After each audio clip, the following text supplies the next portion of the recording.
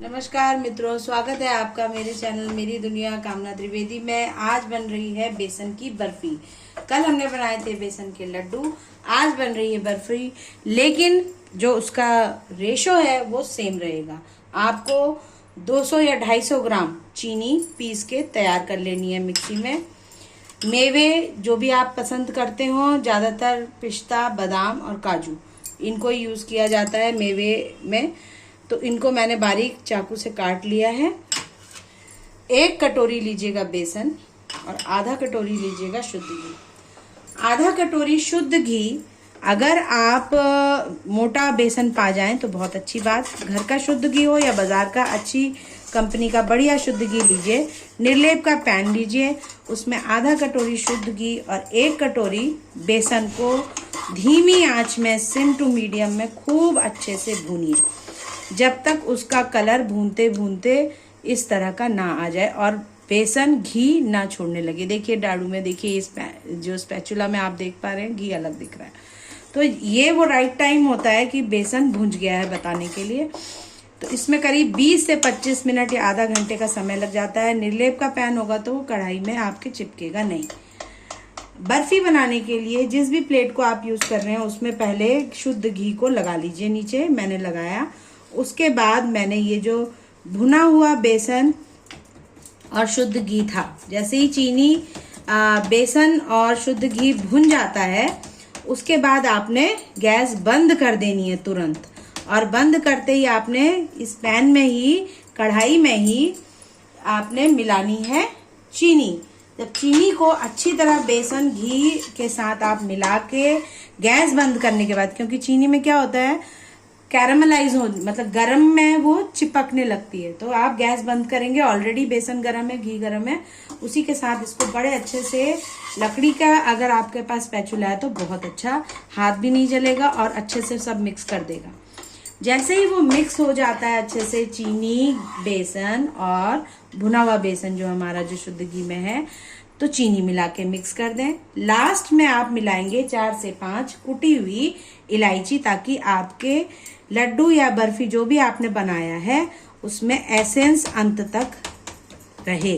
जब खाए आपके परिवार का सदस्य या गेस्ट तो उसके मुंह में स्वाद भरपूर आए। अब यहाँ पर हम देखिए, ये मैंने इसमें चीनी भी मिला दिया था गैस बंद करके और इलायची भी मिला दिया था।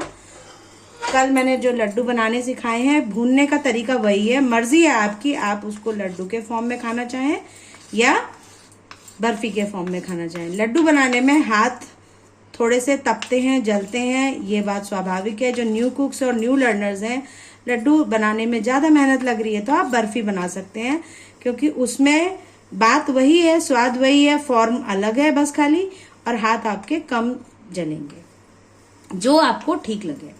तो यहाँ पर मैंने पूरा पैन खाली कर लिया है निर्लेप का। ये मेरा फ्यूचरा का पैन है, कोई प्रमोशन नहीं है। आप निर्लेप का बस एक प्लस पॉइंट है कि काम जो 2 घंटे 2.5 घंटे का है वो आपका आधे घंटे में खत्म हो जाएगा। आपको उतनी देर गैस के पास खड़े होने में नहीं लगेगा, और सिम से मीडियम में बेसन को अच्छा खासा टाइम लगता है भुनने में।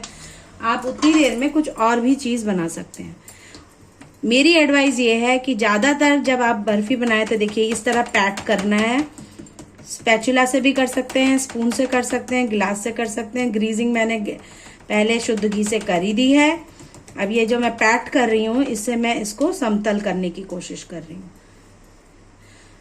जब हमने इलायची मिलाई चीनी मिलाने के बाद, उसी समय मैंने बर्फी में भी, चाहे क्रंच जब अंदर से आता है ना, तो प्लेन खाएं तो उसमें मेवा ना मिलाएं।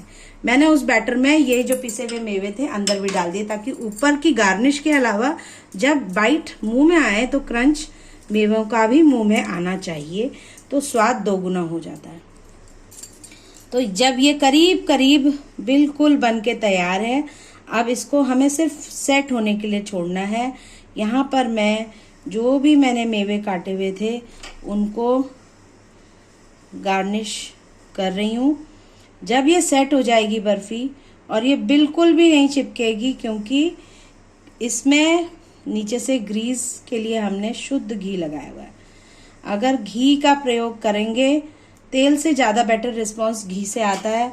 मेरी राय है कि अगर प्रसाद में भोग में बना रहे हो तो कृष्ण भगवान को और अपने भाई को अगर राखी में खिला रहे हो तो शुद्ध घी का प्रयोग करें, उस दिन कंजूसी ना करें।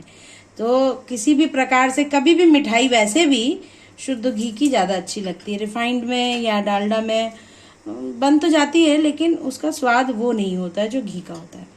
तो आप प्रपोर्शंस कम कर सकते हैं। 2:1 का रेशो है। कम से कम बनाने के लिए मैंने आपको बताया आधा कटोरी घी और 1 कटोरी बेसन। कटोरी आपकी छोटी होगी तो भी प्रपोर्शन वही लगेगा। आपके पास 4-5 लोगों के लिए मिठाई बनके इतने में तैयार हो जाती है।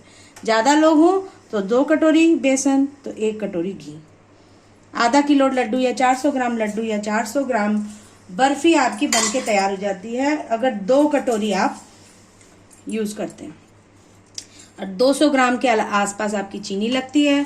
8-10 मैंने लिए थे बादाम और 4-5-6-7 लिए थे मैंने पिस्ता और उनको काटा।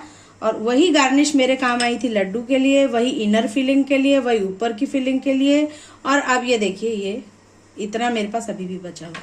तो घर में क्या होता है, बरकत होती है। जो हमारे बड़े बूढ़े कहते थे कि घर की एक तो चीज में क्वालिटी कहीं कॉम्प्रोमाइज नहीं होती है। अब देखिए सेट होने लग गई है। यहाँ पर मैं धीमे हाथ से इसको कट कर रही हूँ लेकिन अभी तोड़ के निकालूंगी नहीं। इसको रूम टेम्परेचर में ही हम सेट होने देंगे इस बर्फी को, जिसको करीब आधा घंटा करीब लगेगा। आजकल गर्मियों के दिन है, अगर जाड़े होते तो ये 20 मिनट में सेट हो जाती है। ये देखिए इस तरह से मैंने इसको लंबा काटा है यहाँ से। और जब ये ठंडी हो जाए तो इसको एयर टाइट